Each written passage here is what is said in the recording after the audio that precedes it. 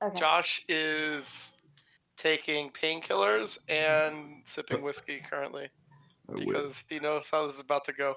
Yeah. So we are live, and we are on.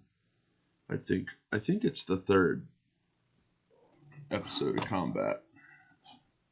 I think it might actually be the fourth because the last one was like 2 paragraphs of actual discussion of combat.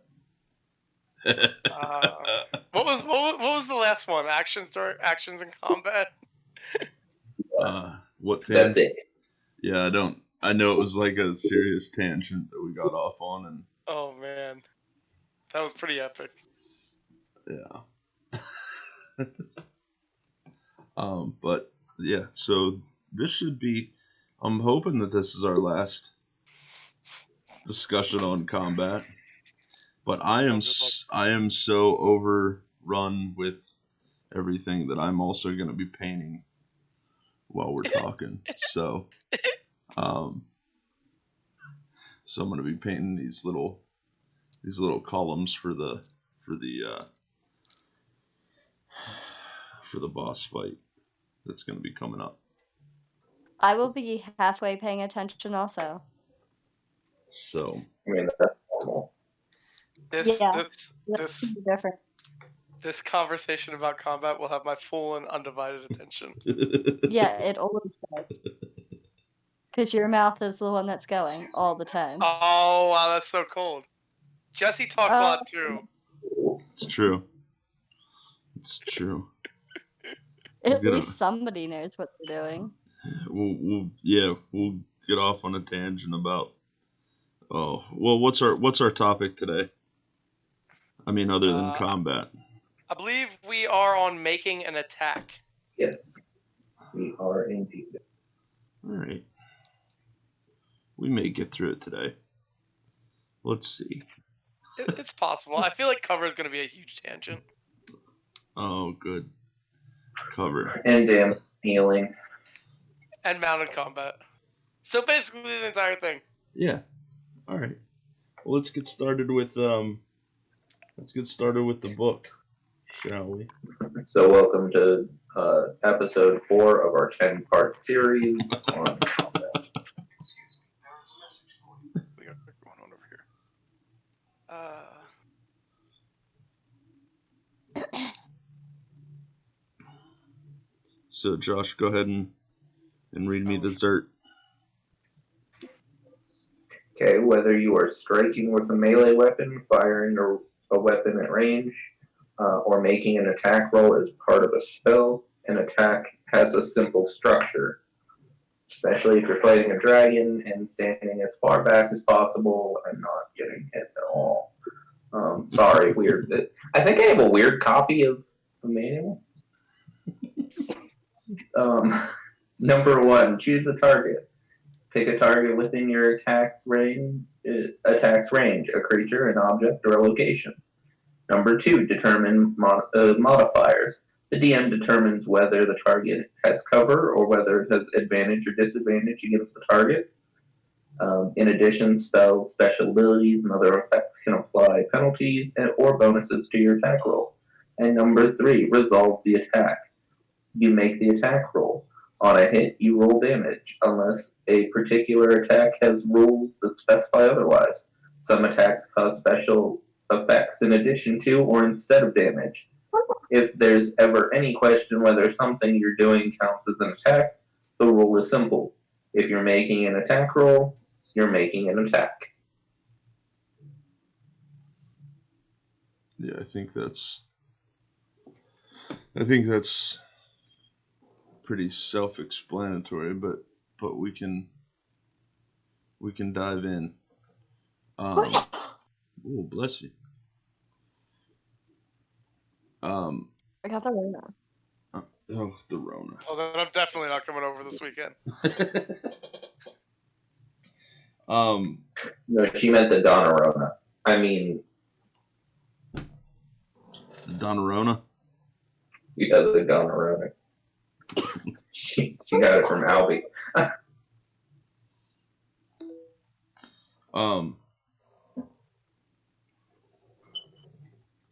So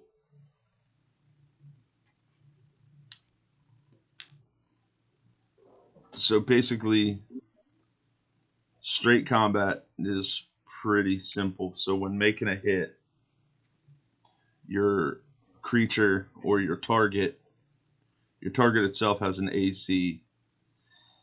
And then the only variations that you can give to your AC is cover, or if there's some kind of magical effect.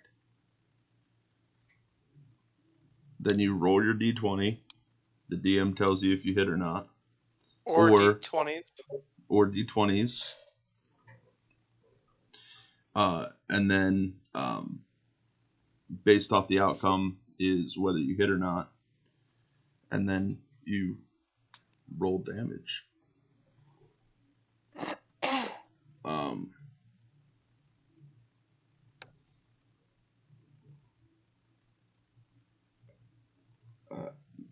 I mean, that's pretty standard.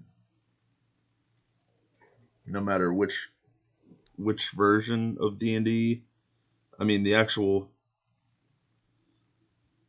actions have been that way for a while. So I don't think there's too much. I don't think there's too much variance that you could even have.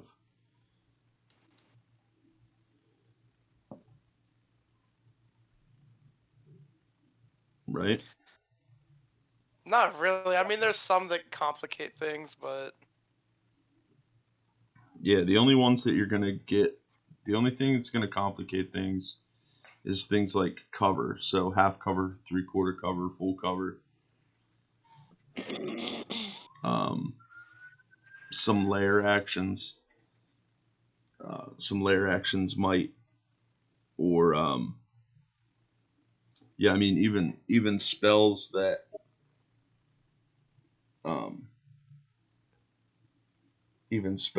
cause cover still fall into the cover action. So, or the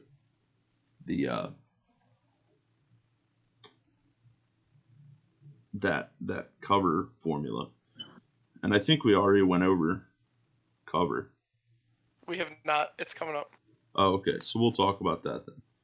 Yeah. So we don't have to worry too much about that. You always have to worry about cover. Yeah. And that's one thing that I like about using maps versus Theater of the Mind. It's easier to, in some instances, it's easier to imagine cover when you can actually see it.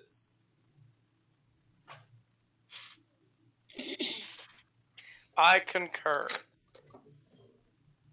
So, the only other time that you make an attack that you don't roll an attack roll is if you're making a area of effect, or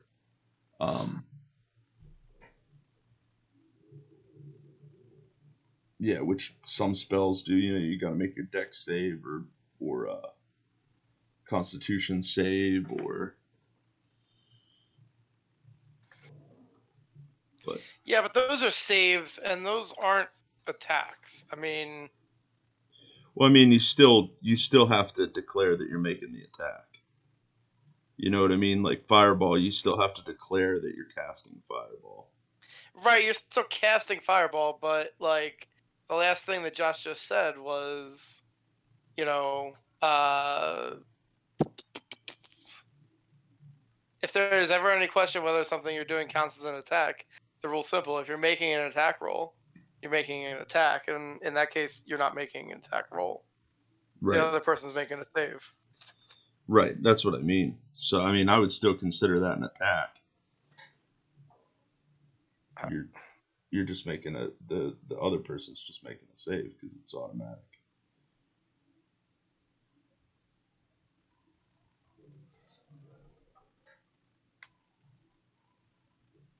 Right?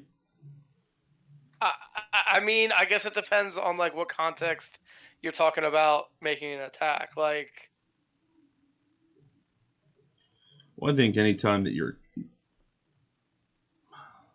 I think that's the only Well, also as a DM, sometimes if you have like a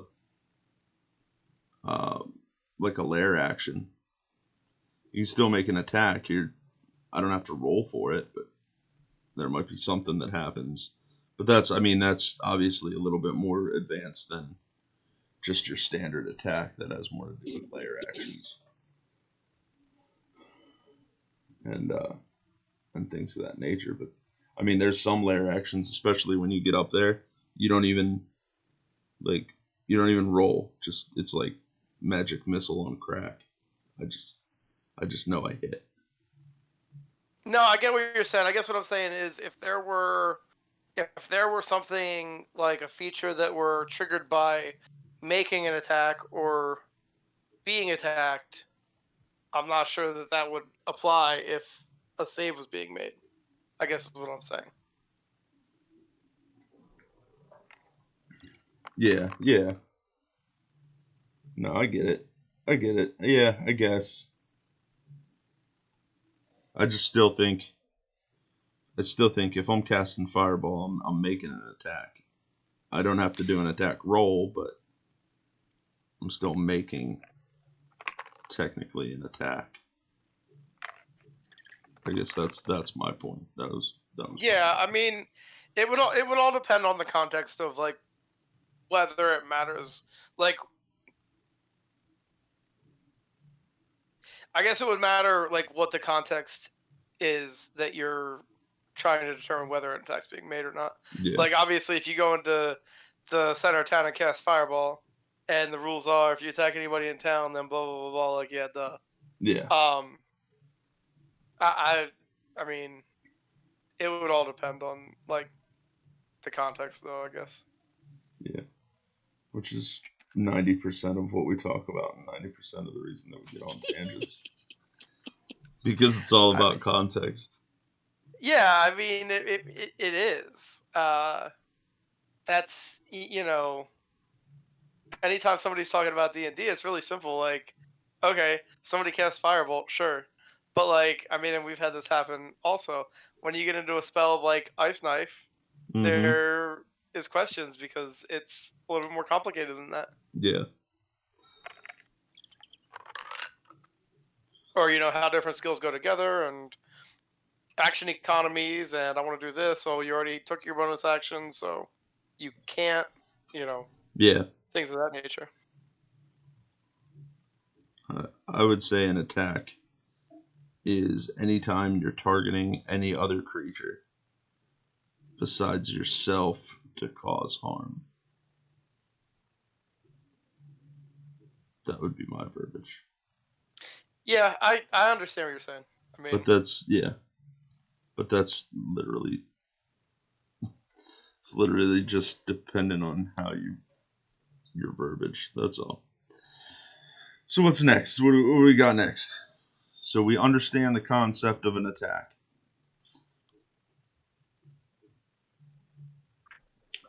Next is attack rolls. There we go. What's an attack roll? When I roll to attack something. So anything less than a 10. Yeah, she still gets a depending on which creature which character she has. Anything less than a 10 's still an 18 or Yeah, exactly.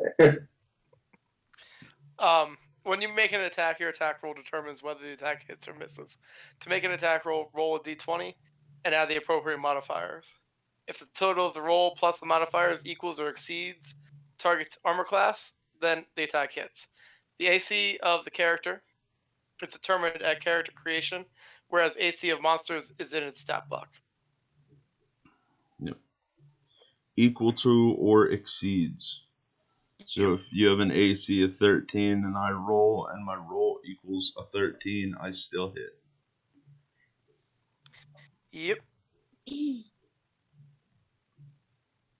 Modifiers to the roll? Yeah, go ahead. When a character makes an attack roll, the two most common modifiers to the roll are an ability modifier and the character's proficiency bonus. When a monster makes an attack roll, it uses whatever modifier is provided in its stat block. The ability modifier used for a melee weapon attack is strength. The ability modifier used for a ranged weapon attack is dexterity. Weapons have the finesse or thrown properties break this rule. Some spells also require an attack roll. The ability modifier used for the spell attack depends on the spellcasting ability of the spellcaster, as explained in Chapter 10. You add your proficiency bonus to your attack roll when you attack using a weapon with which you have proficiency, as well as when you attack with a spell. Yes. Yes. Sometimes fate blesses or curses the combatant, causing the novice to hit and a veteran to miss. If the d20 roll for an attack is a 20, the attack hits regardless of any modifiers or the target's AC. This is called a critical hit, which is explained later in this chapter.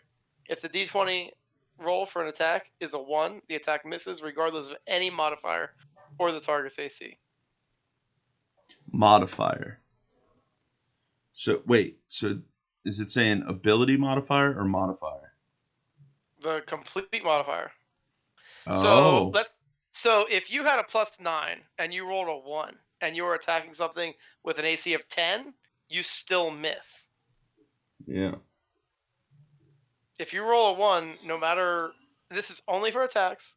We're not talking about skill crits and fails. That's a different conversation. Yeah. But if you roll an attack and you roll a 1, you miss raw, you miss period. There's no coming back from that. There's no, well, my modifier is this, so well, you rolled a 1, it doesn't matter. Which spell were we talking about the other week that we questioned that?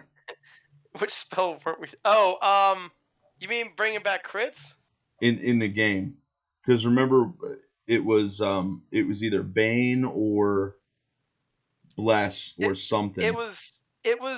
I think I know the conversation you're talking about. We were talking about Bane, and the question that was brought up was if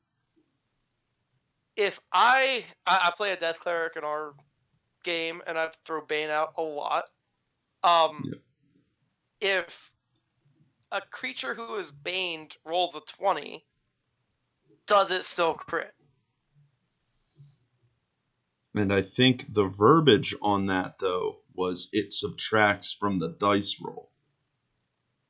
I believe so. I mean, I would have to look up the exact spell, but that's how we kind of settled it. And this actually was something that came up hypothetically. This wasn't like Bane was on something, and because see, this is how I prefer to have these conversations, and I know it annoys people, but once you're in it and the dice are down, like, people have dogs in the race, so to speak. Yep. You know what I mean?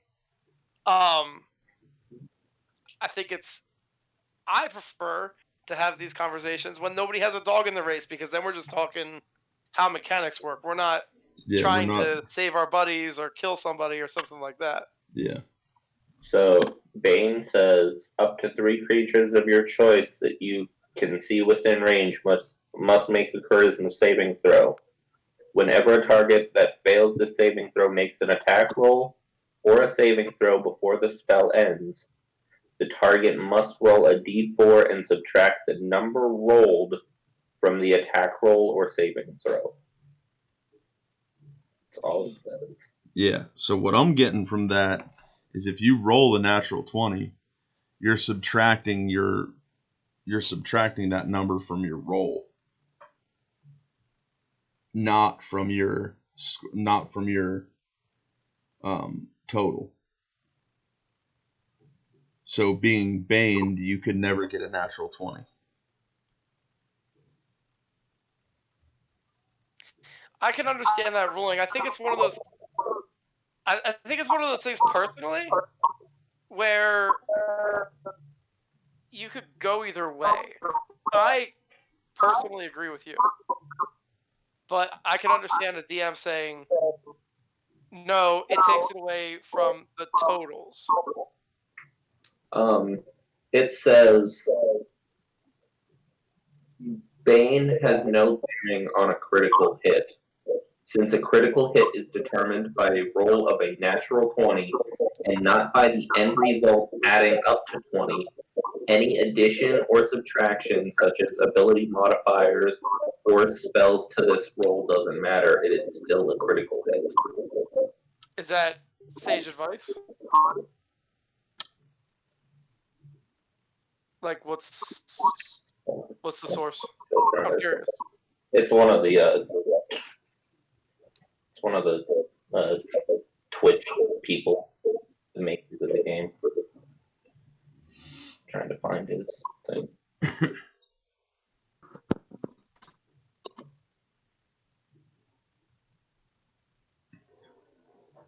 Yeah, that's interesting. I mean, like I said, I could see it going either way. I think it just has to be consistent. But if that's what like raw is, then that's what raw is. Hey, look here. What? Here's one. I'm losing you. It's from Sage Advice.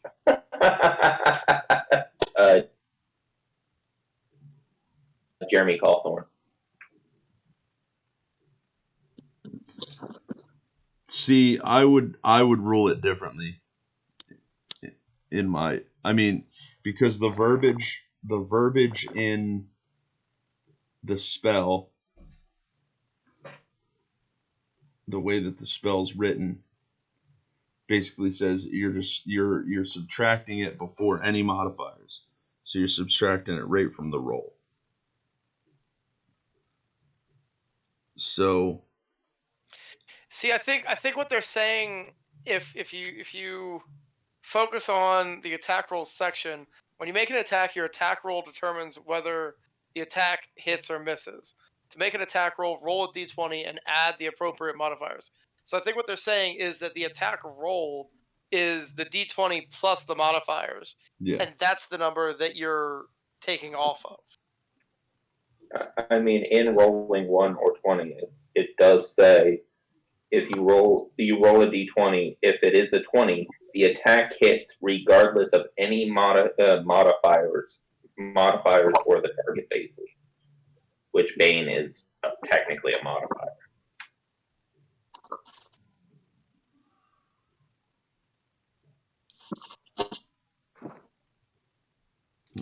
Yeah, I mean, like I said, I can see kind of either way.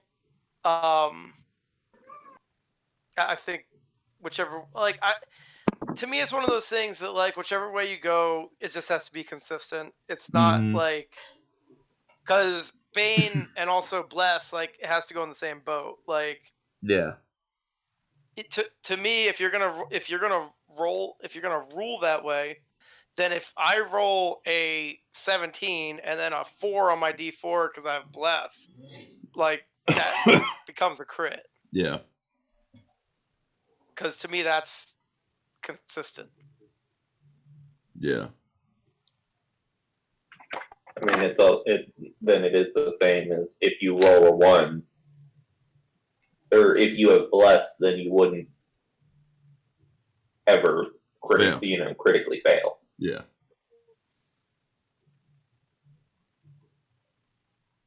Yeah, like, all I'm saying is, like, I understand what you're saying, Josh, from Crawford. I don't disagree with either. I think that, different tables are gonna kind of, that's one of those, like, can go either way things, I guess. Yeah, at the table. Yeah. It depends on which table you're at. It's just like I said, it's got to be consistent. Yeah. That being said, from now on, I'm banning every player that sits at my table.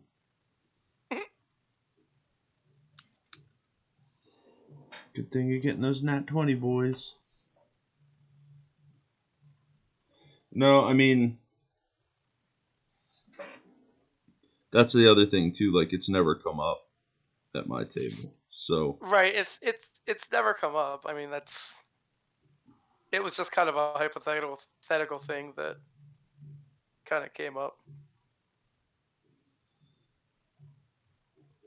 Which, I mean, I guess if they're saying that Bane and or Bless is considered a modifier,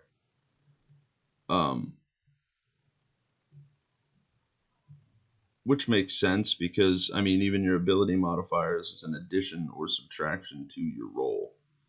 And if it doesn't matter on a natural 20 either way,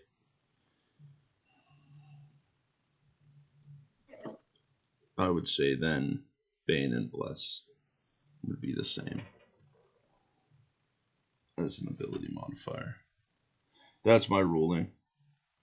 So if it ever happens at my table, natural 20 and natural 1 act normally. Yeah.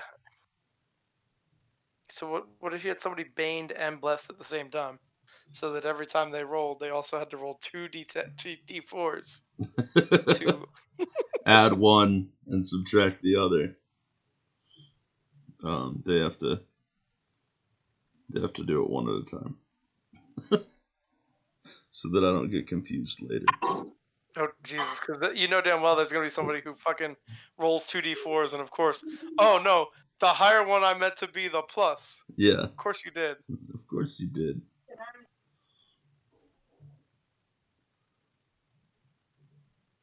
Alright, that was a quick tangent on Bless and Bane. Last one of the night. No, this one actually made sense. So Josh approves. Unseen attackers? Yeah. Combatants often try to escape their foe's notice by hiding, casting the invisibility spell, or lurking in darkness. When you attack a target that you can't see, you have disadvantage on the attack roll. This is true whether you're guessing at the target's location or you're targeting a creature that you can hear but not see. If the target isn't in location you targeted, you automatically miss, but the DM typically just says that the attack missed, not whether you guessed the target's location correctly. When a creature can't see you, you have advantage on attack rolls against it. If you are hidden, both unseen and unheard, when you make an attack, you give away your location when the attack hits, or whether the attack hits or misses. Yeah.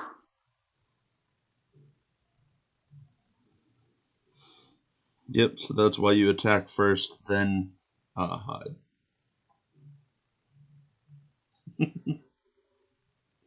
If you're one of my goblins. I know Anthony loves my goblins.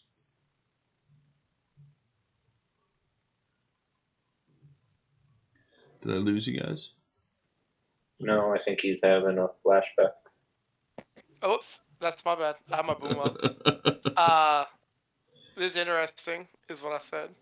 This is true whether you're guessing the target's location or you're targeting a creature you can hear but not see. So the way I'm reading that is, if I were sitting at your table, Jesse, and you said, you can hear this goblin but you can't see him, or if I asked you if I could hear him but not see him, I could just say, I want to attack the goblin that I hear, and it would just be a roll at disadvantage. I mean, it would kind of be like sitting in. I guess it would be like, you know, you're sitting in the woods and you hear something rattle in the trees, you know, to your left. So you're gonna turn to the left and you're just gonna shoot. I mean, there's a chance you're still gonna hit something. Yeah, but what I'm kind of getting at is, if I don't know exactly where the creature is, there's really no advantage to me trying to pick out a block to attack. Yeah. Because either way, I have disadvantage. Yeah. No, I would, but it also says, it, you know, if I'm not trying to give away the location of that creature, like I might say you hear it to your left. You might shoot to the left. So I'm assuming that you're shooting straight to your left. unless you're like, I'm gonna shoot around here, or I'm gonna shoot here. That being said, if you're in melee and you're just wildly swinging like they're invisible, I'll still make you roll. You're just gonna have to know that when you get that natural 20 and you still miss, it's not in front of you. Be right back.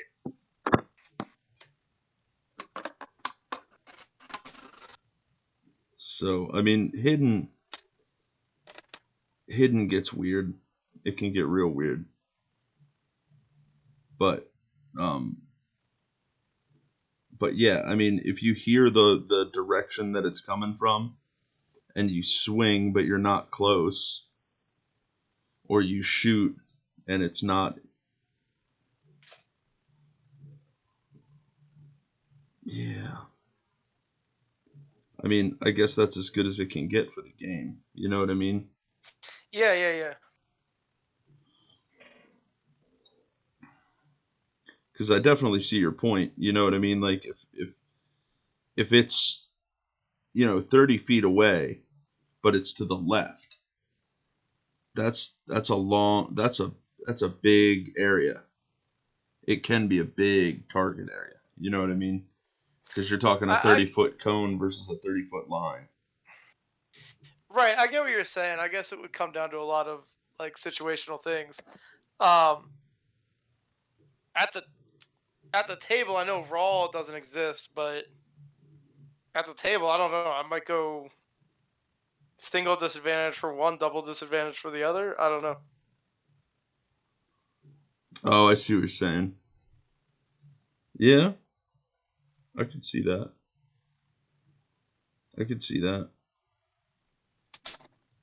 I think being a ranger, I would probably just shoot. Yeah, I mean, that's a lot of the times that's what it just comes down to anyway. You know what I mean? But it depends on how it. But like I'm saying, like if you're just shooting in a random direction, just the idea of. Well, it's not necessarily a random direction. I think I think more so what it's saying is like, let's say you were in a cave, Yeah. right? And you didn't have dark vision. You're a human, because humans are the only fucking race that doesn't have dark vision. Oh, a new race came out, it has dark vision. I'm so surprised. And you have a goblin that fails a perception check, even though the stealth check should be an advantage because the person can't see them. Like, even though they failed the perception check, that doesn't mean you can see them. Right. And if you can't see something, you're rolling at disadvantage. Yep. I guess that's kind of what it's saying. Yeah, I mean, if they're not being able to see, here's the other thing too, right? I think as a DM, you have to take certain things into consideration. Mm-hmm. Right? So darkness is a little different because you can still shoot into darkness. You know what I mean? But like, perfect example is the goblins in the woods. So the goblins are hiding in the woods, but they're hiding. So if we go back to hide, we can look at hide, and we have to see that there's something that they have to be able to like hide behind something, or they have to have some kind of cover to hide. Right, but you can still fail that check, and Yeah. you can fail a hide check even if somebody can't see you. Yeah. And to me, that's where it comes into, they can't see you, but you stepped on a twig, and now they know where you're at. Mm-hmm. Yeah, I think my problem with this rule, it's not really a problem, but my issue is that like that go back to that cone scenario, right? Where if you're shooting an arrow, you're shooting an arrow in a straight line. If they're 30 feet out and to the left, you still hear that noise, so it triggers it so that they have an idea of what direction you're in. But the DC would be ungodly if they were that far away. For the simple fact of you're shooting an arrow. Right. I think it depends on. I think it depends on a lot on the situation and what exactly happened. That Yeah. Like, how well do they know where you're at? Like, is this, how badly did you fail your stealth roll? Yeah. Yeah.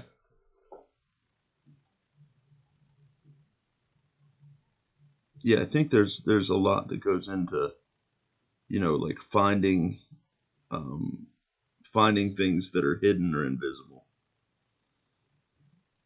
Especially invisible. Invisible's a weird one. Yeah. Because invisible, not all the time, but invisible, what I've seen a lot of is somebody who has a bad stealth ability score is invisible and then still fails their stealth checks. Yeah. Yep. Because they have a +3 and they rolled a 6 and a 9. Yeah. Where your ranger seen them, heard them from a mile away. Well, I mean but that's still, I get the fact of getting disadvantaged because you're still shooting at something that you don't see. Yeah. But you have a pretty good idea of where it is. That's what I'm getting at. Like, if my hide, if I roll a 20 on my hide and I got a +6, that's a 26. 26 to hide. And then you look for me and you shoot in my general area, but my AC is only and say my AC is an 11 and I'm hidden, let's say half cover, half cover. So it's a +5. And they roll a natural 20. Still a hit. Yeah, they're still hitting me. Well, holy shit, how? You know what I mean? Like, it's just... Yeah. Yeah. But, natural 20s are magic. I mean, you know how it is, man. It's Yeah. If you're down range, you can always get hit. Yeah. Yeah. It's just downrange, invisible, hiding behind something. I mean, I guess I could still get hit, but yeah, that's just me bitching.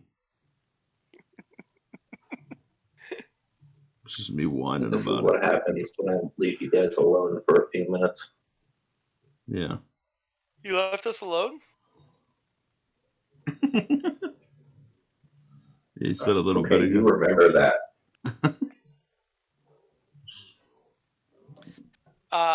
Range attacks. When you make a ranged attack, you fire a bow or crossbow, hurl a hand axe, or otherwise send projectiles to strike a foe at a distance. A monster might shoot spines from its tail. Many spells also involve making a ranged attack. Range. You can make ranged attacks only against targets within a specific range. If a ranged attack, such as one made with a spell, has a single range, you can't attack a target beyond this range. Some ranged attacks, such as those made with longbow or shortbow, have 2 ranges. The smaller number is the normal range, and the larger number is the long range. Your attack rolls has disadvantage when your target is beyond normal range. You can't attack a target beyond the long range. Yeah. But if you have a longbow, the chances of you shooting, even fighting something at 300, was it 360? Yeah. I've I've yet to have an encounter that like that even is a thing. Like seriously, like it's pretty like honestly, man, it's pretty rare that you have an encounter that's over like 100 feet Yeah. from each other.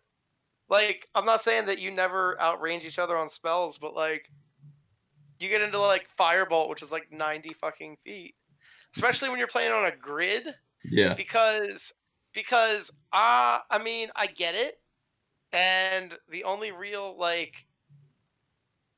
solution would be to play on a hex grid, okay, which like is a whole different tangent. But when you move diagonally, Yeah. you move a greater distance than when you move horizontally or vertically. So when you start going diagonally 90 feet, you're actually going much further than that. But that's how it works. No, not if you're me moving. I mean, No, she just dances around in a circle and moves a total of like 5 feet, but she somehow used up her entire movement. repeat after me. And then people get killed. That's what my character would do. Yeah. That's real life, though. Yeah, she does that shit, and I'm like, you moved 5 feet. She's, no. Yeah, no, you moved 5 feet. What do you want to do with the rest? So, Misty Step. yeah, I'm going to Misty Step 5 feet.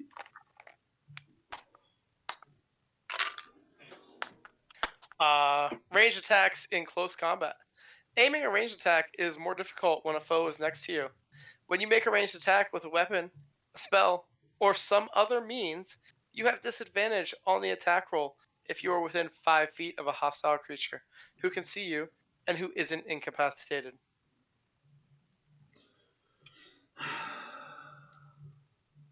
See, I think that only applies in certain things. Oh. What instances have come up that you did not think it should apply in? Like spells. Actually, Ooh,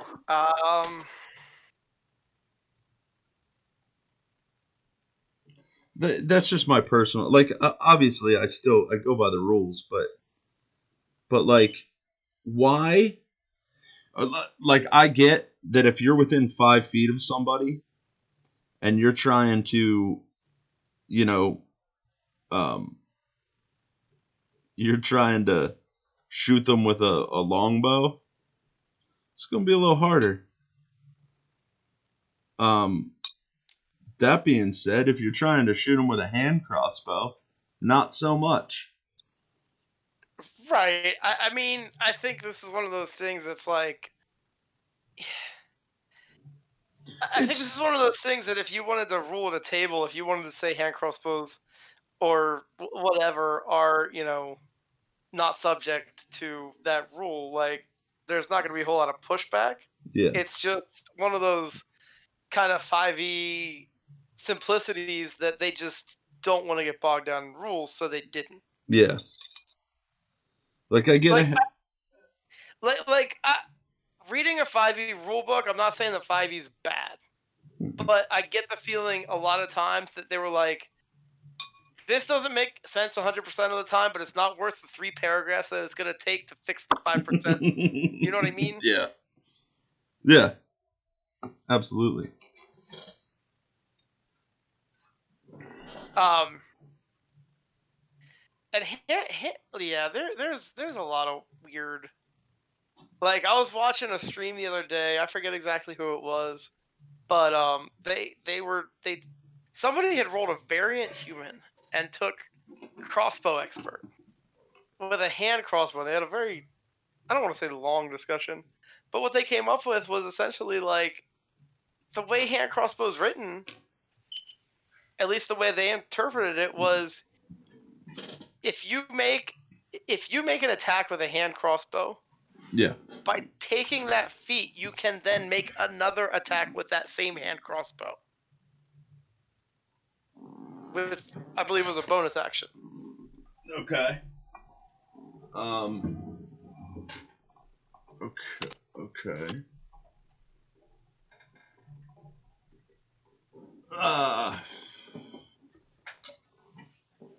Sorry, I had to move my monitor. It was bothering me. I don't have my glasses on, so I can't see what's going on in the chat. Hey, what's going on?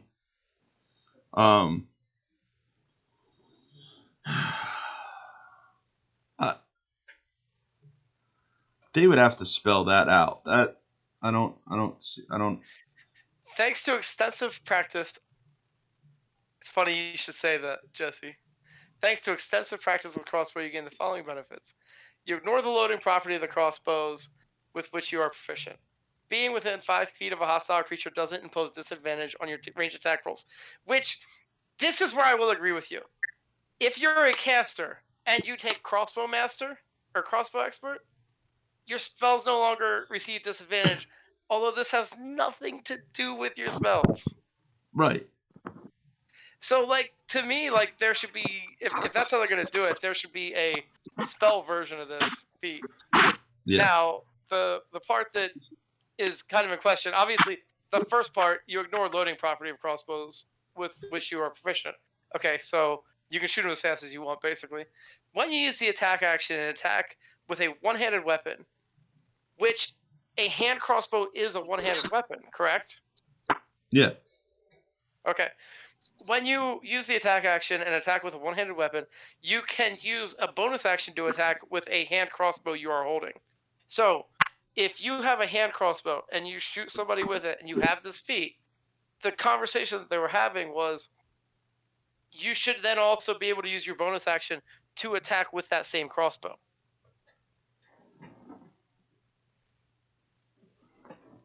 No. No, Why that's not. Well, Why not? because okay. So what that feat does, right, is it makes it so that you don't have to use an action to reload your crossbow. Right, I understand that. But you still need a bonus action to reload your crossbow, or downtime to reload your crossbow. It doesn't negate reloading your crossbow indefinitely. It just means that you don't have to use a full action to reload your crossbow. Unless, of course, you have the repeat shot enchantment on the crossbow, and then, Which then you just I'm ruling it differently. Which reads, but the verbiage, I'm pretty sure, is exactly the same. That you ignore the loading property of the crossbow.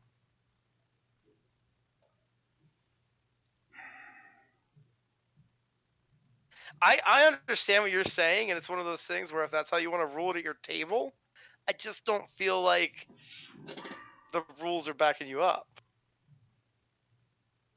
Yeah, I don't like that.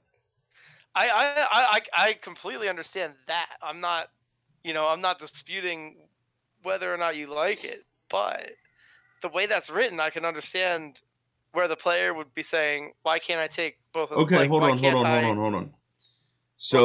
So look up the reload property in the book. The loading property? Yeah. Because of the time required to load this weapon, you can fire only one piece of ammunition from it when you use an action, bonus action, or reaction to fire it, regardless of the number of attacks you can normally make. The feat says that you ignore that property, though. So if you're ignoring the loading property, there's no other rule that says weapons you have to reload. Like there's no rule that you have to reload bows because there's no rule that you have to reload bows. The loading function, the loading mechanic is introduced to the game by that property. If you're ignoring that property, then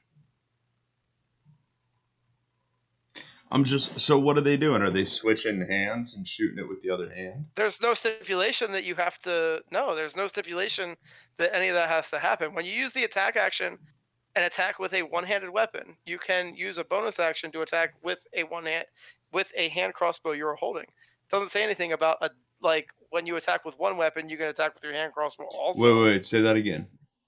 Okay, when you use the attack action and attack with a one-handed weapon, yes, you can use a bonus action to attack with a hand crossbow you are holding. Well, See, it doesn't say anything about ignoring the loading property, does it? You ignore the it's the first part of crossbow expert. You ignore the loading property of crossbows with which you are proficient.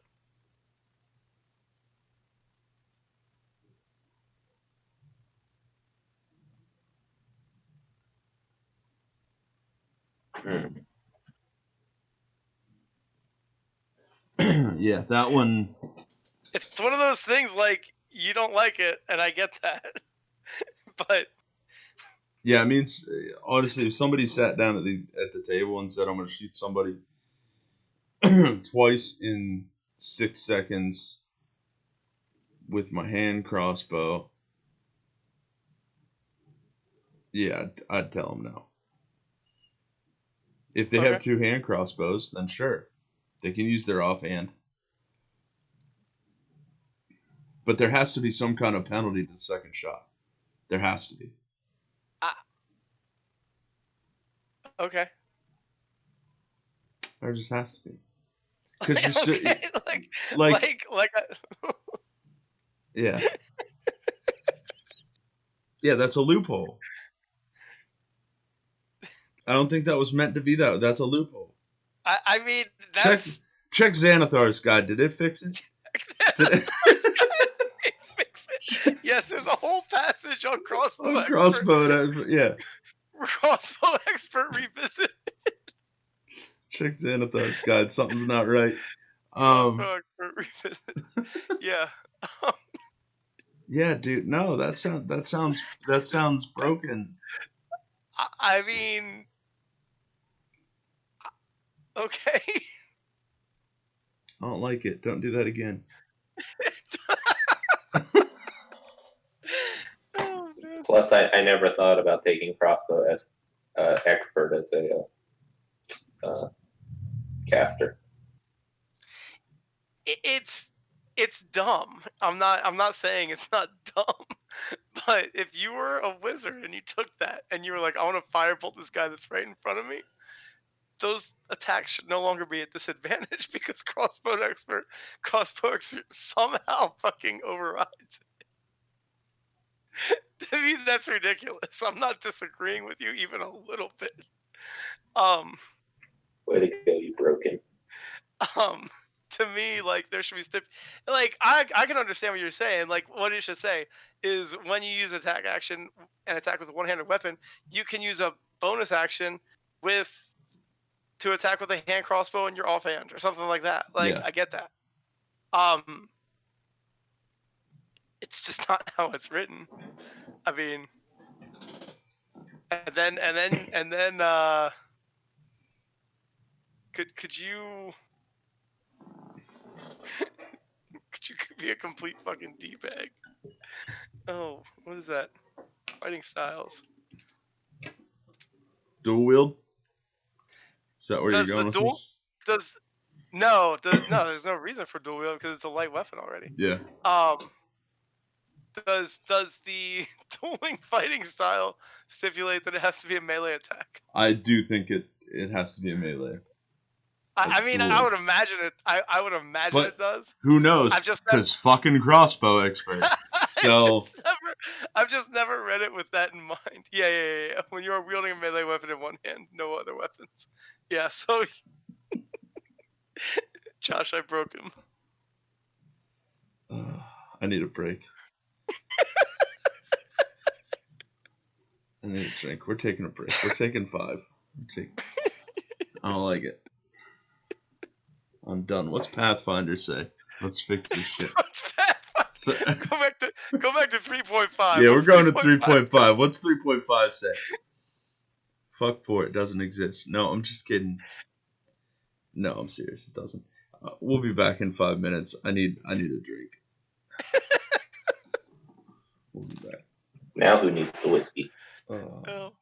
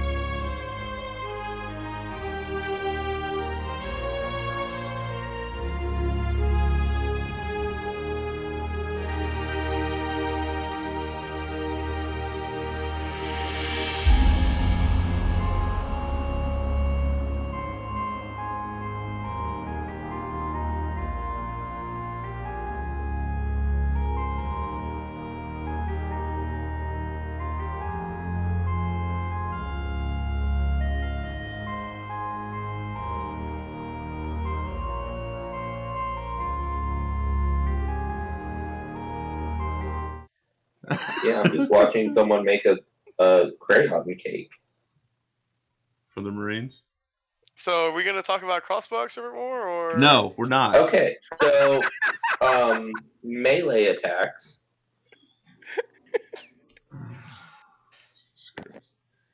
Go ahead. Do what you want. Used in hand. What? I said, do what you want. Give it up on Used life. used in hand-to-hand combat, a melee attack allows you to attack a foe within your reach, even if you're using crossbow expert. Wait, what? God damn, shut up. a melee attack typically uses a handheld weapon such as a sword, a warhammer, or an axe. A typical monster uses a melee attack when it strikes, such as its claws, horns, teeth, tentacles, or other body parts. I think I've seen a video on this, but wait, no, wrong tentacle. My bad. Yeah, that's not this kind of movie. Jesse, we've played with you. Sometimes it gets that way. A few spells also involve making a melee attack. Most creatures have a 5-foot reach and can thus attack creatures within 5 feet of them when making a melee attack. Certain creatures, typically those larger than medium, have a melee attack with a greater reach than 5 feet, as noted in their descriptions. Instead of using a weapon to make a melee attack, you can use an unarmed strike, a punch, a kick, a headbutt, or similar forceful blow, none of which count as weapons. On a hit, an unarmed strike deals bludgeoning damage equal to 1 plus your strength modifier. You are proficient with your unarmed strike. Unless you're a monk. fucking monks? Fucking monks. I'm gonna hit you with my fist. It's gonna be a D10 because it's a fucking monk weapon. And then And I'm it's gonna a use magical. I have a magical Then I'm gonna fist. and then I'm gonna use 10 bonus attacks for flurry of blows. Pop, pop, pop, pop, pop, pop, pop, pop, Poppity pop pop pop. Oh. Okay, I'm done with that run. I love monks. I just don't like how certain people play them. That's all I'm saying. Do tell, Jesse. Nope. Do tell. Nope. Here, Nope. Here, let me give you a bag of shade for you to throw over the internet. So. Our Kenku on that Saturday game was good. Yeah. Yeah, monks are badass. It's just, pay They attention to don't what get you're more doing. than one bonus action. Yeah, just remember, you don't get more than one bonus action. I'm going to do Flurry of Blows, Patient Defense, and Disengage. Yeah. Okay. Seems legit. Seems legit. Stupid monk. Yeah, I don't even know what we're talking about. No, it's just the Opportunity hatred. attacks. The hatred that I have. Oh, but reach. So also, I think it forgot to mention weapons that have the reach. Did it? It did. Oh. Yep. Oh.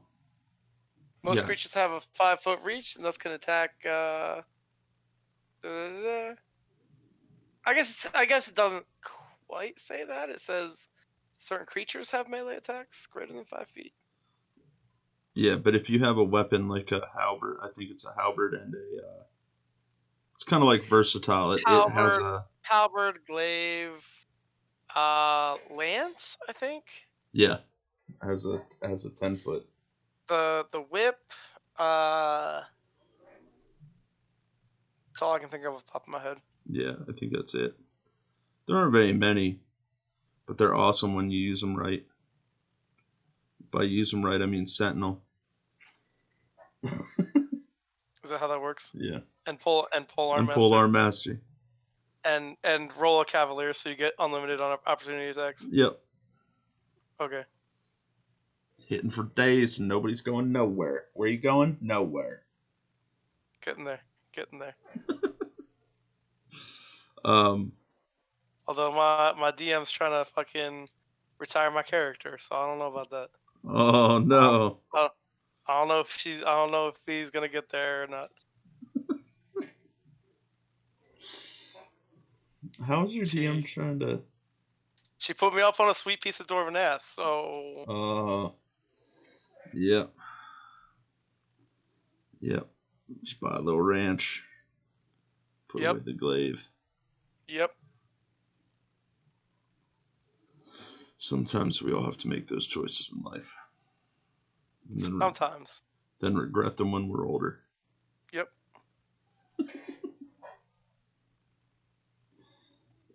So enough about your love life. Opportunity attacks. Yeah. I have no love life. I thought you said we weren't talking about my love life. No, Jesse's. We can talk about yours. Yours sounds spicy. Oh, okay. In a fight, everyone is constantly watching for a chance to strike an enemy who is fleeing or passing by. Such a strike is called an opportunity attack. You could make an opportunity attack when a hostile creature that you can see moves out of your reach. To make the opportunity attack, you use your reaction to make one melee weapon attack against the provoking creature. The attack occurs right before the creature leaves your reach. You can avoid provoking an opportunity attack by taking the disengage action. You also don't provoke an opportunity attack when you teleport or when someone or something moves you without using your movement, action, or reaction. For example, you don't provoke an opportunity attack if an explosion hurls you out of a foe's reach or if gravity causes you to fall past an enemy.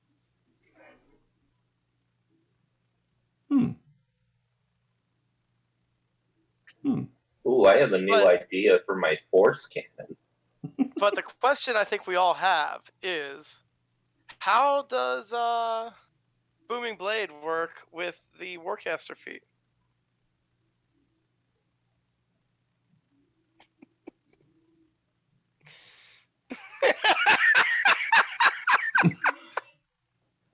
Actually, we talked about this, Jesse.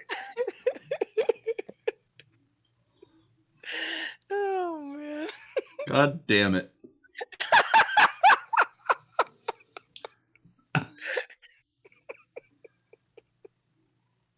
I haven't drank for months. Thanks.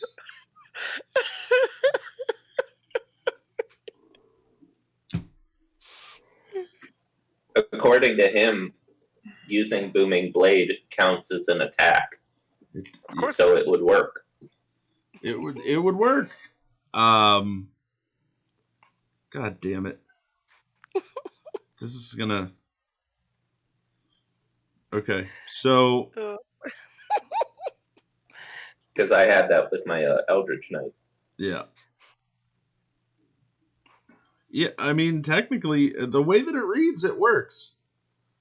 But again...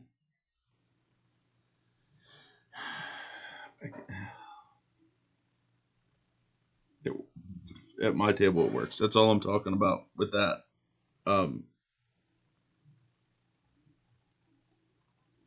I hate that. I hate that you spend so much time, like, not you, like you guys in general, but we spend time and we look into the verbiage and then we figure out the verbiage and the verbiage makes sense, so we're like, okay, that works. And then 2 months later you're going to jump onto a forum where somebody that helped write the rules says, no, that's not how that works. Well, then... Is there a sage advice for that? Yeah, they say it should work. Yeah. Oh, okay. Yeah. I mean... Yeah. Which is why I just say that it does, because... Yeah. Yeah, like, for my birthday game, that was one of the first questions I asked. I said, I'm a Warcaster, I'm an Eldritch Knight. Does it work? Oh, I had asked him this probably a fucking year ago. Yeah. Yeah. And we had gone back and forth on if if I make an attack of opportunity and I'm a warcaster and I use Booming Blade, would the creature know what that was? And would they be able to decide that they didn't want to move now because they had Booming Blade on them? But if they didn't move, then how did they provoke the attack of opportunity to begin Right. with? Right. Right. Fuck. Yeah. No, I mean, it says that it works, and really, realistically, that's like the best use of that spell. Oh, it's OP as shit. Mm-hmm. Are you fucking kidding me right now?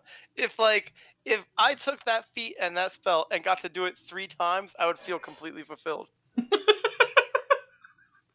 Because you're gonna get slammed with like 1,000,000 D6 worth of damage. Mm-hmm. I mean, that's where you really get your that's where you really get that teamwork in, right? That you get that caster that can do suggest. That's I don't think you're allowed to suggest them hurting themselves though. No, they wouldn't know that they're hurting themselves. They're just leaving combat. Yeah, you just tell them to walk away. Yeah, I mean that's Yeah. I get it.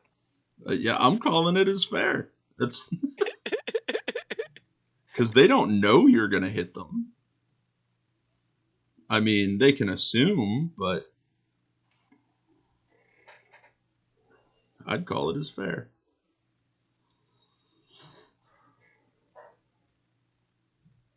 Yeah, so now you can only do that once per round, too. Typically, there's Yeah. I mean, off the top of my head, I know that Cavaliers basically get an unlimited number of attacks of opportunity at like level 16 or something like that. Yeah, yeah. Which something crazy. Yeah, but I mean, come on, it's a level 16 ability, so Yeah. they're all kind of crazy. Yeah. Yeah, level 16, you're almost a god.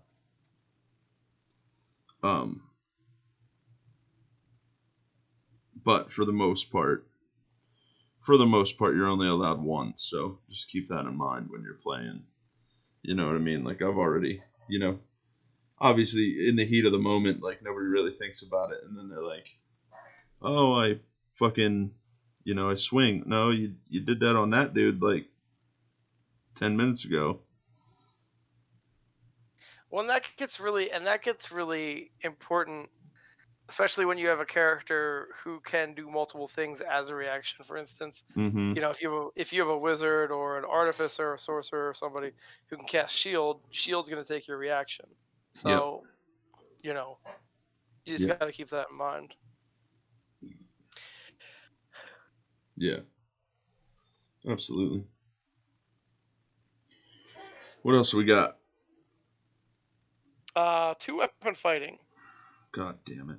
Okay. It's pretty short. Is you it? take an attack action with the light weapon that you're holding in one hand. You can use a bonus action to attack with a different light weapon that you're holding in the other hand. You don't add your ability modifier to the damage of your bonus action unless that modifier is negative. If either weapon has the thrown property, you can throw the weapon instead of making a melee attack with it. Yep. Yeah, and I think so. This is the only thing that I don't like about 5e, because like in 3.5, like it was like you had to be skilled and able to do this, or there was like serious penalties. Yeah, I mean this kind of goes back to the whole conversation of 5e is an advantage-disadvantage based system, Mm-hmm. and 3.5 was a stacking modifier system. Yeah. Because I remember exactly what you're talking about. If you weren't skilled, if you didn't spend, and this is also a thing of 3.5, you got like 1,000,000 feats, Mm-hmm. right? Like you got way more feats than you did in 5e. Yeah, I mean your character's built off of your feats. Right. In 3. And that was something where depending on what I'm gonna I'm gonna, blaspheme here or whatever the whatever would be called. But depending on what version of 3.5, and I know that there is one 3.5 version. I played a lot of video games that were 3.5 derivatives. That's kind of what I'm talking about. Yeah. Depending on what version, if I remember correctly, the core concept was if you didn't have any kind of skill in it, you received a -6 to your offhand attack and a -4 to your main hand attack or something like that. Yeah, I can't remember off the top of my head, but that sounds about right. As you spent, it was one of those ones that was 2-weapon fighting, advanced 2-weapon fighting, master 2-weapon fighting, and each time it would take -2 off of each one, so that you'd be, -6, -4, -4, -2, -2, 0, or something like that. And then Yeah. But So 5e is a lot different with it.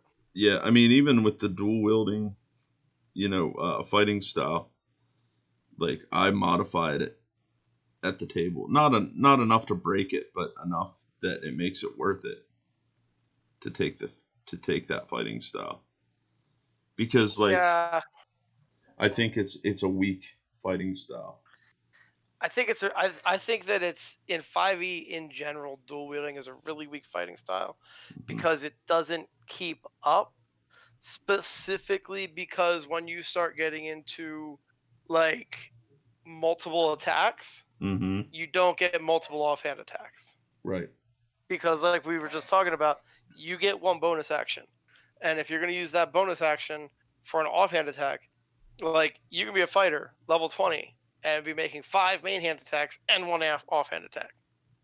Versus if you were to take a 2-weapon or a 2-handed weapon, and you're making 5 of those attacks. Yeah. It's just not going to keep up. Yeah. And even your offhand attacks, you don't get you don't get to add to your damage. No, you're right. Not without feats and stuff like that. Yeah. I mean, so when I play when somebody at my table plays a dual wielder, I add that off the bat. Yeah, I mean, I get it. I just think that in general, now the one place that I feel that 2-weapon fighting is the way to go is if you're playing a rogue. Because rogues don't get multi-attack. Yeah. Right? And it's super detrimental when you're trying to, I'm talking about sneak attack here, but when you're trying to load up all your damage into one attack and that attack misses, that's a huge penalty. I was playing over the weekend, and we were level 7, going on 8, I believe, and we have a barbarian, and he's a Shadows Bard and a Zealot, I believe, barbarian. And he's all right, so I can D12 with my Great Axe. I can add the necrotic damage on from Zealot.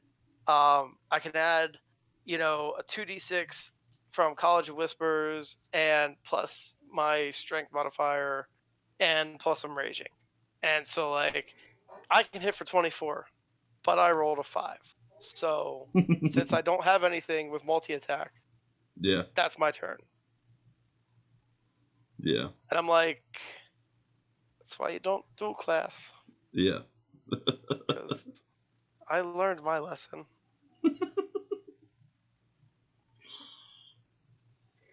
Yeah. Yeah. Yeah, I mean, two-handed fighting has its place. It does. I just think that the way the mechanics are done, I think that it's mechanically inferior in It is 80% of cases. Yeah. It is. And I mean, even with the first character that I had coming into 5e was a fighter. I did it more for flavor than anything else.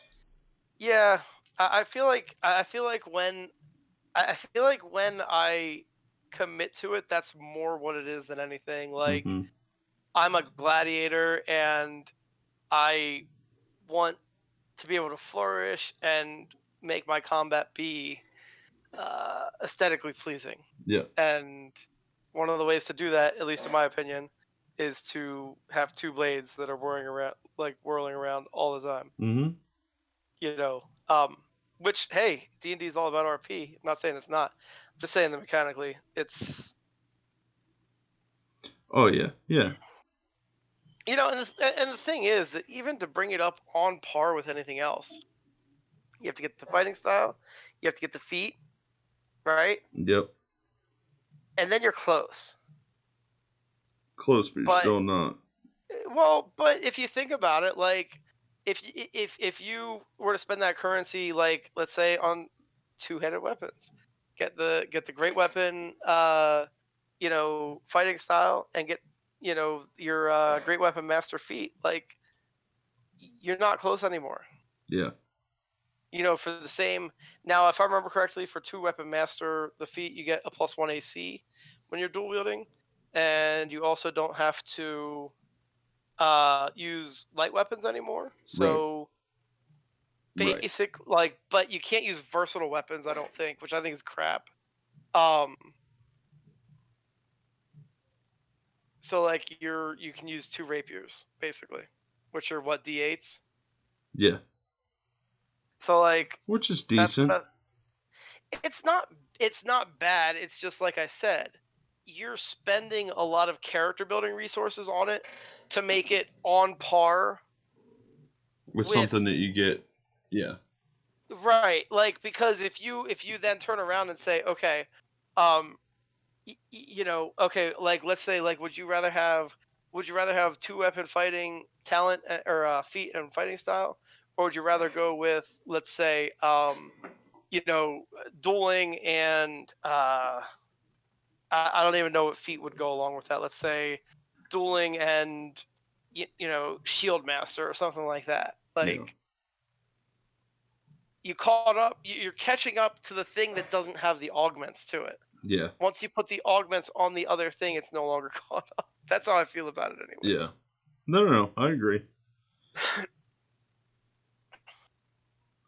I agree. If you're going to go with that, that two-handed, or it has to be part of the build. It has to be there. It's definitely not a mechanics thing. Or, like I said, the rogue, it makes perfect sense because rogues don't get multi-attacks, so you don't have to worry about that scaling issue that I talked about in the beginning. Yeah. Like you do with most melee classes. Like, every melee, like, it's so bizarre, honestly, that rogues don't get multi-attack. It really, to me, it is. Yeah. Because everything that even sniffs melee otherwise gets multi-attack. Like the bard subclasses, the cleric subclasses, the artificer subclass, like, anything else that's like, hey, we're gonna put you in melee. The rogue, they're just like, you're gonna end up dual wielding anyway, so we don't give a fuck. Yeah. Well, also with that fucking sneak attack, they do 8,000 damage with a dagger. Right, but honestly, the way the rules are written, like, you can't sneak attack more than one attack, so it would increase their potential. Yeah. Like, fighting wise, yeah. But most of the time, you're going to be adding, a D6 plus an ability modifier, which isn't that much. Like, most rogues I've played with, anyways, aren't using anything bigger than a short sword. Yeah. Especially if they're dual wielding. Because I just don't see that many people invest that heavily in two-weapon fighting. So. Agreed. Grappling? Yeah. Grappling. Do you want me to read this one? You can take this one, Josh. Okay. When you want to grab a creature or wrestle with it, you can use the attack action to make a special melee attack, a grapple. If you're able to make multiple attacks with the attack action, this attack replaces one of them. The target of your grapple must be no more than one size larger than you and must be within your reach. Using at least one free hand, you try to seize the target by making a grapple check instead of an attack roll. A strength athletics check contested by the target's strength, athletics, or dexterity acrobatics check. The target chooses the ability to use. You succeed automatically if the target is incapacitated. If you succeed, you subject the target to the grappled conditions. See Appendix A. The condition specifies the things that end it, and you can release the target whenever you like. No action required. Escaping a grapple. Grappled creatures can use its action to escape. To do so, it must succeed on a strength, athletics, or dexterity acrobatics check, contested by your strength check. And moving a grappled creature. When you move, you can drag or carry the grappled creature with you, but your speed is halved unless the creature is 2 or more sizes smaller than you. Like a dragon. Taking you up to the air to drop you. But then has some dickhead artificer cast Featherfall. Oof. Over the weekend we were playing, and the DM dropped a rock on us. That was interesting. Jesus Christ, that thing hit like a fucking truck. I'm like, she. It was a giant pigeon, but she used the rock stat block. The entire time, I'm just like, the fuck? Like, she had like a goddamn plus 12 to attack or some nonsense, or I forget what the hell it was. I'm like literally looking at the adult dragon stat blocks, and I'm like, this thing has a higher attack rate or a higher attack modifier than the adult dragons do, and it hits harder. It just doesn't have all the other shit that goes along with dragons. This is ridiculous. Yeah, Like Go ahead, Josh. No, go ahead. Oh no, I was just saying he's mad because he tried to kill Devon's character, and I for some reason chose to save him. Yeah, dude, that was intense. We were, intense. It's alright. I let him live. For now. Yeah, but you almost killed everyone else. So. Yeah, but it's not like you guys do dibs at your table. It's not like, oh, your character died, you have to get back in line. Next character, next player up. Like he's just gonna roll another character. Yeah. And like whatever it is just gonna be, just as good as the last 3. Stop. I said just as good. I didn't say anything bad. I don't know. Izzy's new character isn't as good as the other one. True. It's good. It's funny, it's good. I miss Django. Yeah. To the point where you even technically brought him back just to fight. Yeah.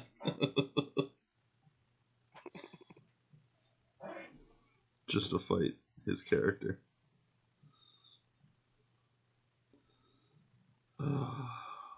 Yeah, grappling. So what does the appendix say about grappling, Josh? What happens when you're grappling? Hold on.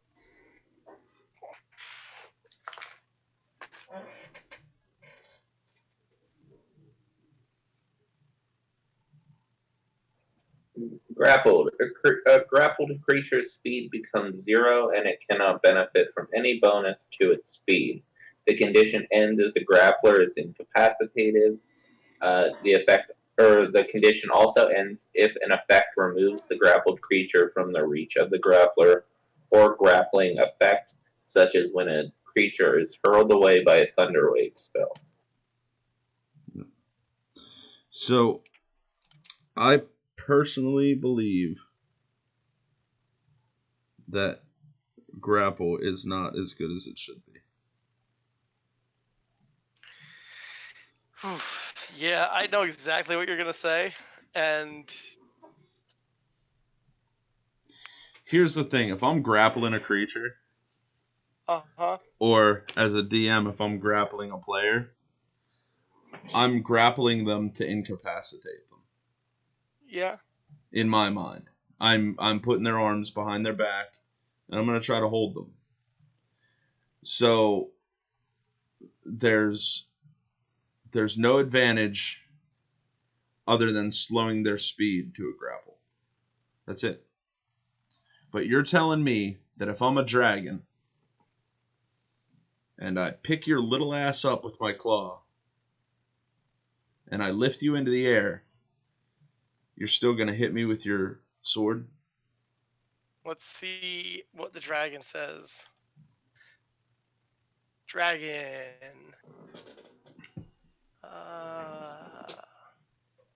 Just a bit more. Ancient gold dragon. Let's see here.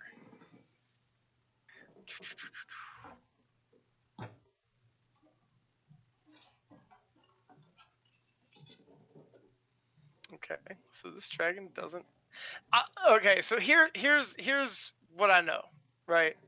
Like I said, we fought a rock this weekend, and the way that stat block is written is,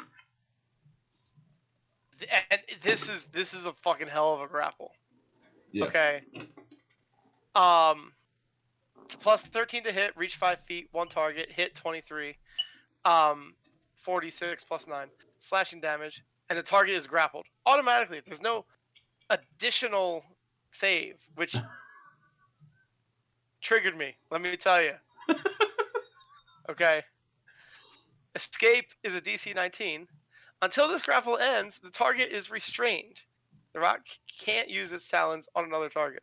Yeah. So I feel like that's what you're talking about, and that's and restrained, to be clear, is speed becomes 0. Can't benefit from any other bonus to its speed. Attack rolls against the creature have an advantage. The creature's attack rolls have disadvantage. Yep. The creature has disadvantage on dexterity save throws. So that's, I feel like, what you're talking about. And I don't disagree with you on a target that's that much bigger. Yep.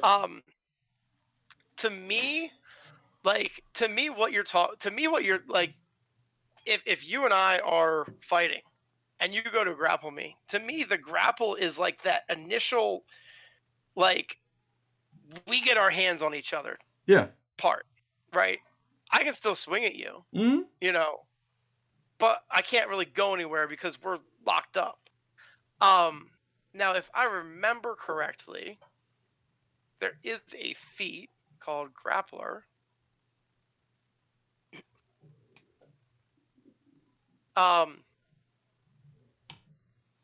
Okay.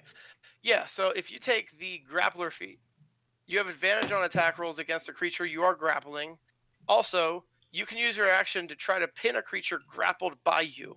To do so, make another grapple check. If you succeed, you and the creature are both restrained until the grapple ends.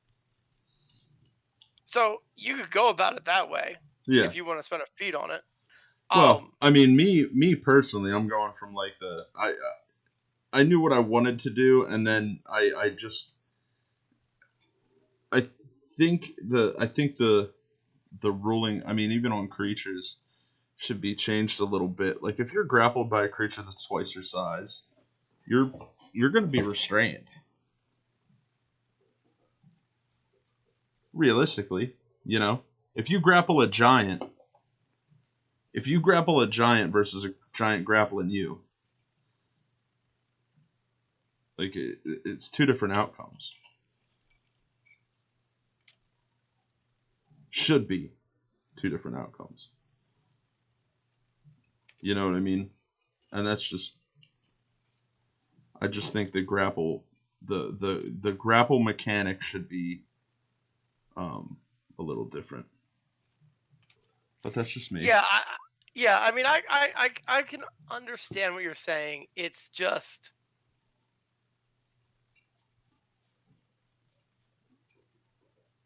I don't know. That's really. I get what you're saying, and I think you could work it in a way that's fair. Yeah, I mean, It would just, technically, I was the DM, so I could say that they were restrained, but I mean, the card didn't say so. Like the character sheet didn't say so, but I don't know. I'm just thinking, like, if I get gripped up by an adult black dragon, I'm not going anywhere. You know what I mean? yeah, and I mean, to me, Black Dragon. To me, like I said, I mean, that rule set is in the rock stat block. If you wanted to add that into Yeah. other things, Well, it's going to now. Yeah. it's just not there now.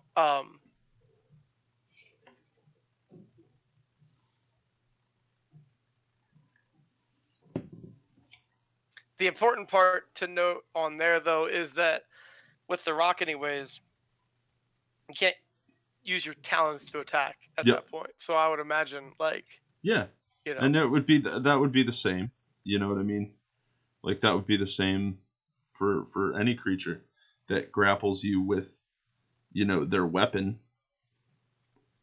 You know, you could choose to do a grapple with your weapon if it can do it, obviously. You know, and then like I've already had players have whips, and they want to try to grapple with the whip. I allow it. They can't use it to attack anybody after the fact, but yeah, I think there's a lot that goes into it. yeah. I know I say that a lot. But well, I mean, that's the thing. That's what we're talking about. All of this is situational. Everything that we do in Dungeons and Dragons is situational. You can change it 3 days from Wednesday, and it's all going to be different depending on your DM, the situation, you know, what you're trying to do as a player. You know what I mean? It's a dance.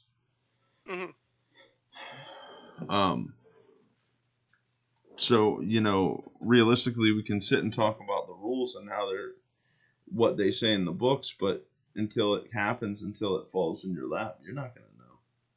Yeah. And I might rule something differently based off of the situation than the book. Yeah, because I would also say, personally, if you are trying to grapple something else and something else attacks you, that's you should not lose. Great. Yeah. Like, I would tend towards the attacker gets advantage on you because you're. Yeah, you have your arms wrapped. Well, no, I mean, if you're grappling somebody else and somebody tries to attack you. Yeah. I mean, if I come up and I grapple you. Yeah, and somebody tries to stab you in the side, that's very difficult to not get hit. Yeah. You know, because you're, like, committing. Again, it comes back to the whole 5e. Right. Simple for simple. You know what I mean? Like, we're going to be easy so that more people can get into the game. But, you know, and that's why I think a lot of people have taken 3.5 combat. Well, and I've noticed. I started my second campaign this last Sunday. We had our session 0, and what I've noticed is with each campaign, there's more house rules. Because there's more things that I run into that I'm like, I don't like the way this works. I want to, and it's nothing huge. It's just little tweaks to things that I think are, necessary. It's just, and I have a feeling, that's not really gonna stop. It's not like I'm gonna hit, like I'm only up to 4, so it's not like I have a ton of fucking house rules. But you know. I don't really get the feeling that like I'm gonna hit 10 house rules and that's gonna be it. Like I just feel like it's gonna keep growing. But it's weird stuff. It's like it's just bizarre shit. Yeah, like you have to wear pants at the table. Yeah, I mean that definitely would have been number 5. I haven't come across that yet. And honestly, it's very situational. I mean, depending on who doesn't want to wear pants, I'm okay with it. Yeah, yeah. So This that's is going true. to be DM's discretion. This is true. But no, the one I did do was if they want to use a melee weapon to knock somebody out, they're using it as an improvised weapon, because hitting somebody with the hilt of a longsword does not hit as hard as the blade, because Yeah. for a while, like, everybody in my group is just trying to fucking knock everybody out. I'm like, I'm getting so fucking tired of this shit. Like, every time they'd make a melee attack, they'd be like, if it takes him down to 0, I want to knock him out. I'm like, all right, motherfuckers, you don't get a D8 anymore. You get a D4. Yeah. Yeah. But yeah, I mean, we do that too. I don't change the roll, but I definitely, if you don't want to cause a killing blow, you got to call it though. yeah, but look at the people that I play with. Right. I mean, It's not a whole lot of knocking out going on. I'm honestly, like, I got tired of RPing goblins that didn't know anything. Because they'd knock a goblin out and then, like, torture them.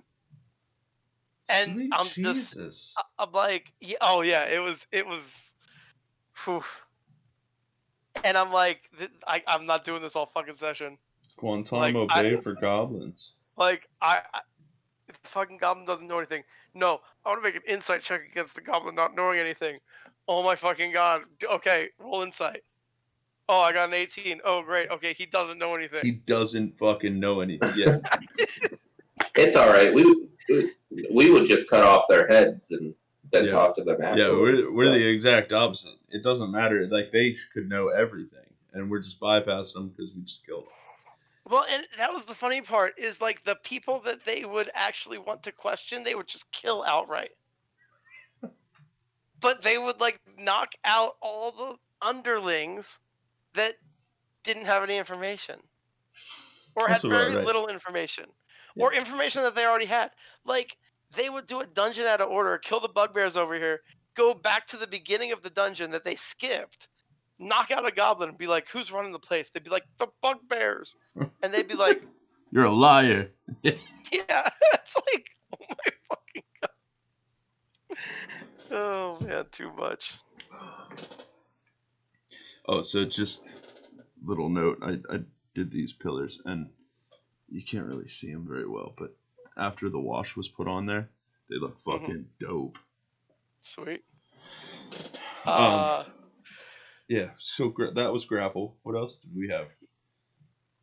Did we do escaping a grapple, moving a grappled creature, shoving a creature? No, shoving a creature. Using an attack action, you can make a special melee attack to shove a creature, either to knock it prone or push it away from you. If you're able to make multiple attacks with the attack action, this attack replaces one of them. The target must be no more than one size larger than you, must be within your reach. Instead of making an attack roll, you make a strength athletics check contested by the target's strength athletics or dexterity acrobatics check. The target chooses the ability to use. You succeed automatically if the target is incapacitated. If you succeed, you either knock the target prone or push it 5 feet from you. Telling you, Polearm Master. Yep. Shield Master. Attack, attack, attack, attack. Shove. When they come back at you, you get your attack of opportunity. Yep. Straight up Spartan. Yep. I use spears with my Polearm Master, so they don't have reach. Yeah.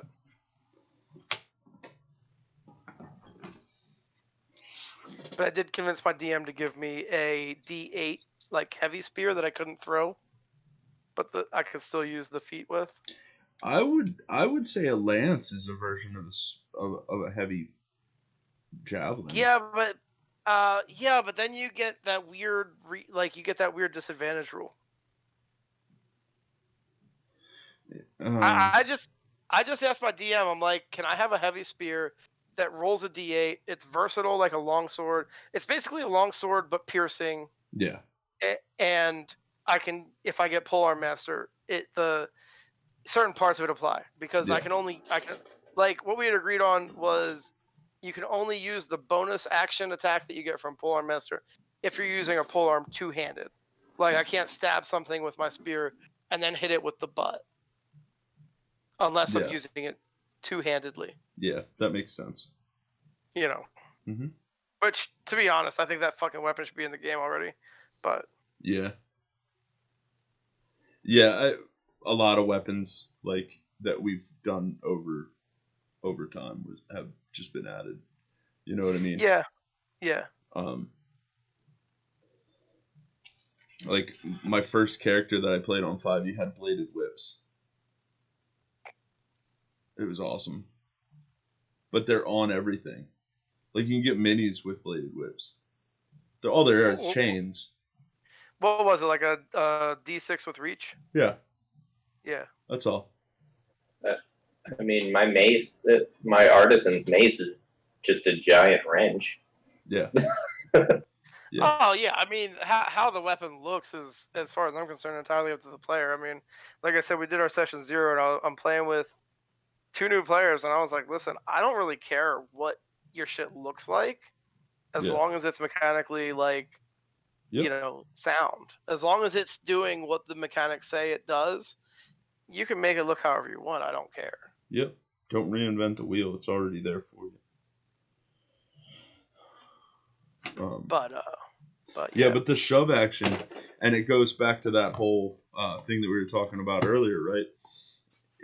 If I'm your boy, and me and you are combat like right next to each other, right? I'm gonna shove them because I know you're gonna attack them. Yeah, that gets, you know, it depends a lot on the one thing that I think we talked about this before, so I'm not gonna harp on it too much. But the one thing that I don't like about shove is that it only takes like 5-10 feet of movement or something like that to get up.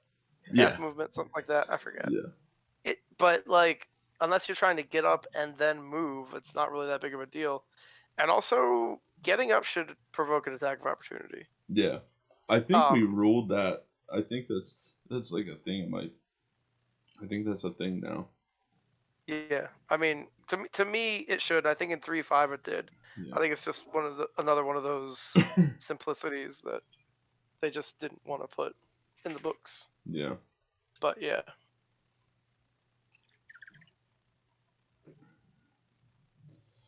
All right. What's next?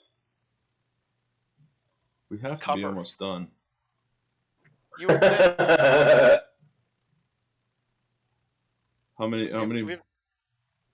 How much more in combat do we have?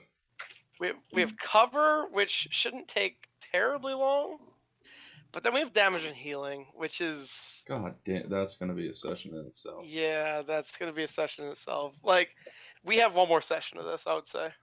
Okay. Yeah, and then mounted combat and underwater combat. Yeah, and neither of those should take very long, but damage and healing is going to be a fucking bitch. Yeah. Yeah, it is. And today we just finished up making an attack. That's what we just finished. We're on cover now. Cover shouldn't be too long. And it's with you two, because... Well, I mean, the reason I'm saying that it's 10:30 now. So we normally end at 10:30. Yeah, let's end. Go ahead. I was going to say let's do cover and then end it. Okay. Let's do cover, because that's an easy one. And we've already talked about this a little bit, so... All right, thank God I took my Advil already. All right, let's go. Walls, trees, creatures, and other obstacles can provide cover during combat, making a target more difficult to harm. A target can benefit from cover only when an attack or other effect originates on the opposite side of the cover. There are 3 degrees of cover. If a target is behind multiple sources of cover, only the most protective degree of cover applies. The degrees aren't added together. For example, if a target is behind a creature that gives it half cover and a tree trunk that gives it 3/4 cover, target has 3/4 cover. Yep. Does not stack.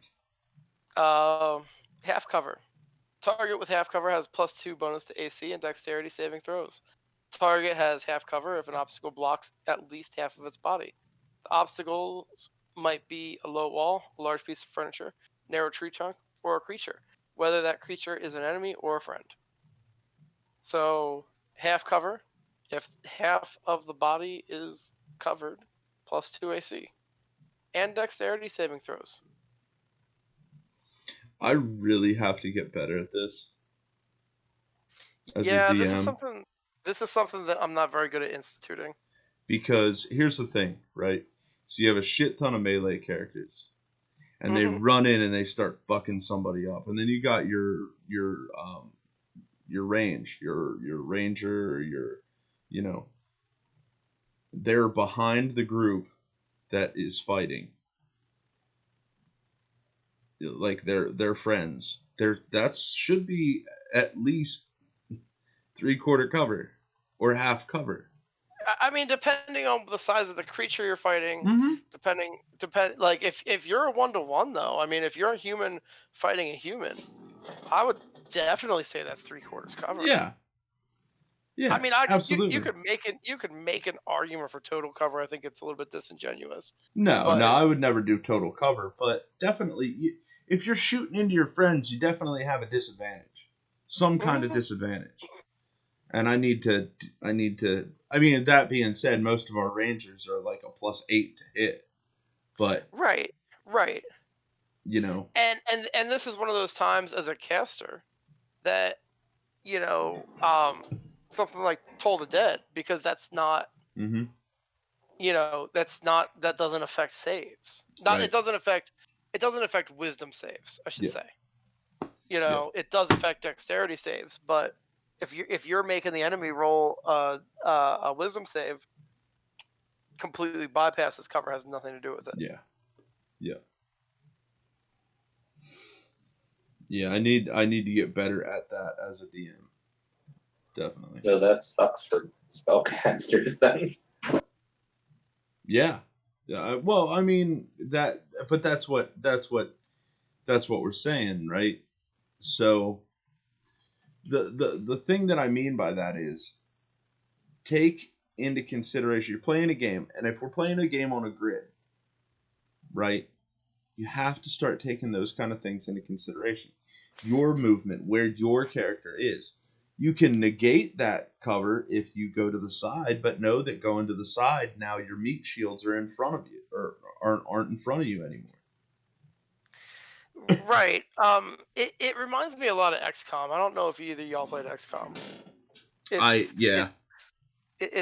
you know, it's a turn-based it's a turn-based shooter. It has a lot of tactics. It's very heavily reliant on positioning. Flanking opponents, getting high ground on opponents and things like that. And I feel like those types of concepts are kind of how this you know, it would be like the campaign that I'm starting is Waterdeep, Dragon Heist. And what's coming to mind for me is like when we went to that warehouse and you got those Kenku, you know.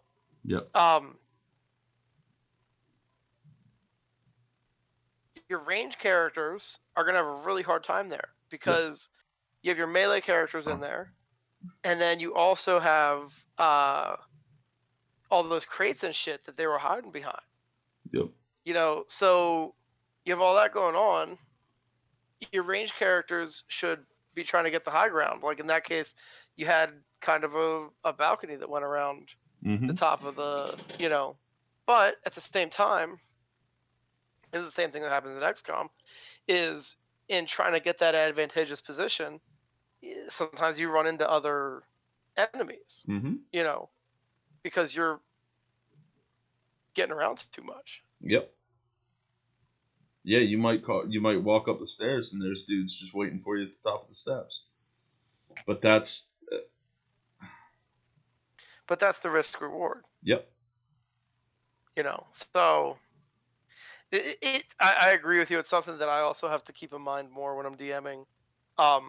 Cover mechanics and, not necessarily influencing movement, but just making sure my players are paying attention to it, because it makes combat a lot more interesting for the DM and for the players, because what happens in our combats a lot of times is, okay, player A goes here, player B goes here, player C goes here, and you get a lot of repetition.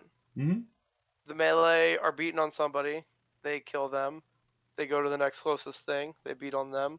The range just kind of sits in one place and just pop, pop, pop, pop, pop, pop, pop, pop, pop, and you could make that a lot more engaging, I think. Yeah, definitely. 3/4 cover.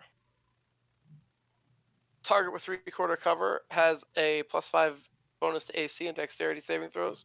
Target has 3/4 cover if about 3/4 of it's covered by an obstacle. The obstacle might be a portcullis, an arrow slit, or the tree trunk. Yeah, go ahead. Laugh it up, Douglas. It just humors me how much that bothered you. Like, of all the things, that's the only thing that I can remember specifically. Of all the stupid shit. Oh yeah. Like, what happens if I do this? Like, none of that fucking. That's water off the duck's ass. Yeah. You're like, that motherfucker bitched about my fucking arrow slits being backwards. This motherfucker. Like, I remember for like the first 2 or 3 months I'm playing with you, like Monday and Tuesday, I'll text some fucking Jesse about something that happened in the game. Here we go. Oh man. No, that didn't bother me. Nope. Apparently. This motherfucker. I don't mind you asking me questions about the game, but don't you fucking dare question my architectural skills. Don't you do it. Total cover. A target with total cover can't be targeted directly by an attack or a spell, although some spells can reach such a target by including it in an area of effect. The target has total cover if it is completely concealed by an obstacle.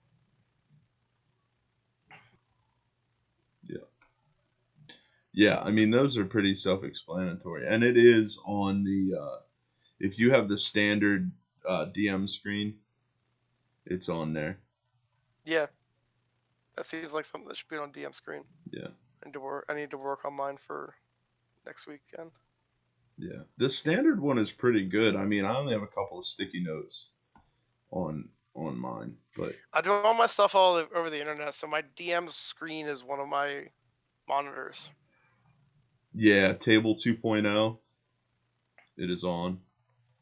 Oh yeah, I don't. Yeah. I just literally have. I typically have a spreadsheet with all the information, like players' passive perceptions, basics. Oh, yeah. Huh? Yeah.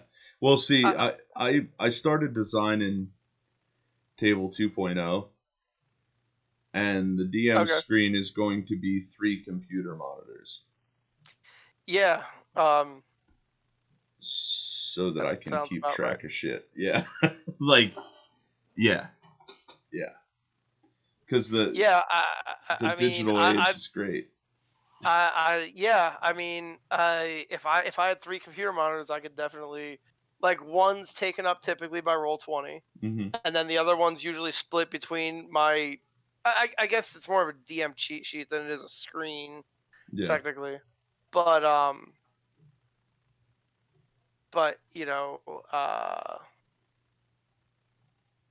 yeah, I mean that's how it goes, right? Yeah, I mean that's the one thing that online play does that live doesn't. Like, you can,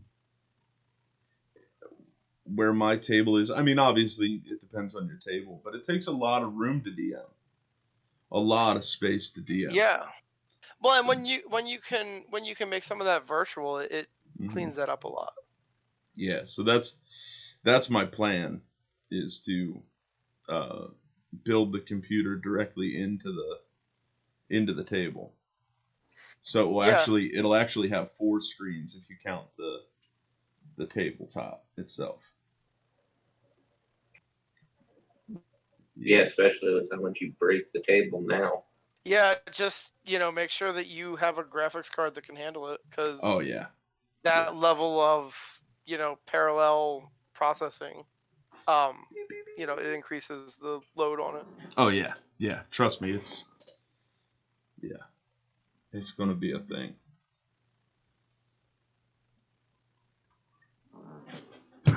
But your